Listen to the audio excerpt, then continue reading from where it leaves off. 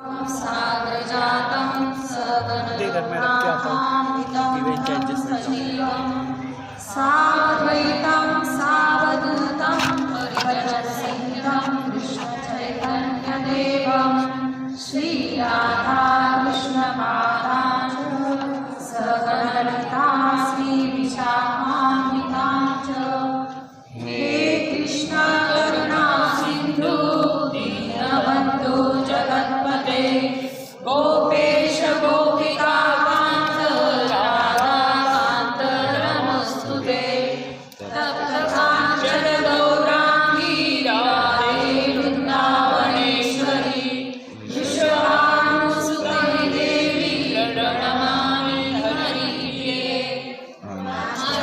कल्पतरुभ्यश्च कृपासिन्धुभ्येव च पतितानां पावनेभ्यो वैष्णवेभ्यो नमो नमः। जय श्री कृष्ण चैतन्य प्रभु नित्यानंद श्री अद्वैत गदाधर श्रीवासादि गौरभक्तवृंद। हरे कृष्णा कृष्णा कृष्णा हरे हरे हरे राम राम राम हरे हरे हरे कृष्णा कृष्णा कृष्णा हरे हरे हरे राम राम हरे हरे हरे कृष्णा कृष्णा कृष्णा हरे हरे हरे राम हरे हरे कृष्णाय वासुदेवाय देवकीनन्दनाय च नन्दगोपकुमाराय गोविन्दाय नमो नमः गोविन्दाय नमो नमः गोविन्दाय नमो नमः।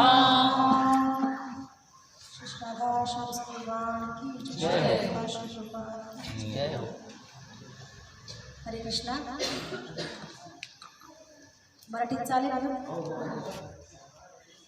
जसं सगळ्यांना माहिती आता 2 संडे प्रभूजी नाही आहेत, यात्रेला गेलेले आहेत, 4 धाम यात्रेला. त्यामुळं आपण भजन कीर्तन जास्त वेळ घेतलं. माताजी प्रभूजी लोकांनी पण छान प्रकारे भजन गाण्याचा प्रयत्न केला, छान प्रकारे भजन केलं. तसेच सर्वांना जेवढ्यांनी बोललेले आणि ज्यांनी पण साथ दिले त्यांच्यासाठी 3दा हरी बोल. आता प्रथमतः आत्ता कालपासून म्हणजे काल काय होते सर्वांना माहिती आहे, कोजागिरी पौर्णिमा आणि चंद्रग्रहण. तर कोजागिरी पौर्णिमा ही का बरं साजरी करतात ही माहिती आहे?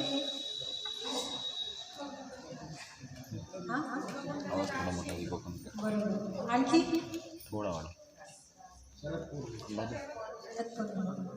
कोजागिरी पौर्णिमेला शरद पौर्णिमा आणि कोजागिरी पौर्णिमा म्हणतात, ज्या आणि रास पौर्णिमा देखील म्हटली जाते.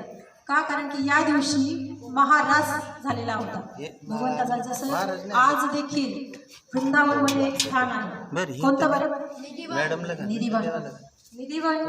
त्या स्थानामध्ये भगवंत आज देखील रास खेळला जातो. तिथे आज देखील तिथले जे वृक्ष आहेत तर ते वृक्ष नसून त्या गोपिका आहेत. आणि आज स्वयं देखील संध्याकाळी तिथे दरवाजे जेव्हा बंद होतात रात्री संध्याकाळच्या वेळेस 6 नंतर, त्यावेळेस ते कोणालाच एंट्री नाही. इव्हन तिथील जे माकड जे आहेत त्यांना देखील एंट्री नसते. का? कारण की महाराज पाहणं हे आपल्यासारख्या साधारण डोळ्याने पाहण्यासारखा विषय नाही. का? कारण की त्यासाठी एक भक्तिमय ज्ञानचक्षू पाहिजे, तेव्हाच आपल्याला. हरे कृष्ण.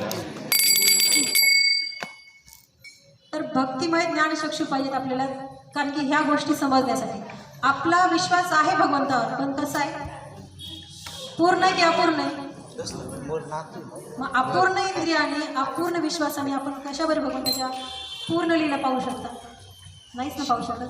त्या कारणाने तिथे त्या लीला आपल्याला पाहू शकत नाहीत आपण.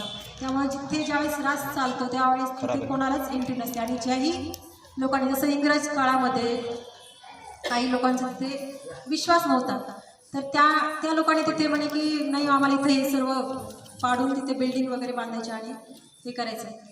तर तिथले जे महात्मे साधू संत होते ते बोलले नाही तसं नका करू, कारण की आजही इथे भगवंत रासलीला खेळतात आणि इथे दिव्य दर्शनही घडलं जातं. जसं सेवाकुंज म्हणून एक स्थान आहे वृंदावनमध्ये, तिथे आज देखील राधाराणी आणि भगवंत म्हणजे राधाराणीचा भगवंत शृंगार करतात. तर तिथे सर्व सामानाचं जे शृंगारचं सामान आहे, आजच्या शब्दामध्ये म्हणलं तर मेकअपचं सामान, ते सर्व सामान तिथे ठेवलं जातं. आणि म्हणजे इवन संध्याकाळी झोपताना जे आपण जेवण झाल्यावर प्रसाद म्हणून पानाचा विडा वगैरे खातो ते देखील सर्व तिथे ठेवलं जातं. पण संध्याकाळी जेव्हा जे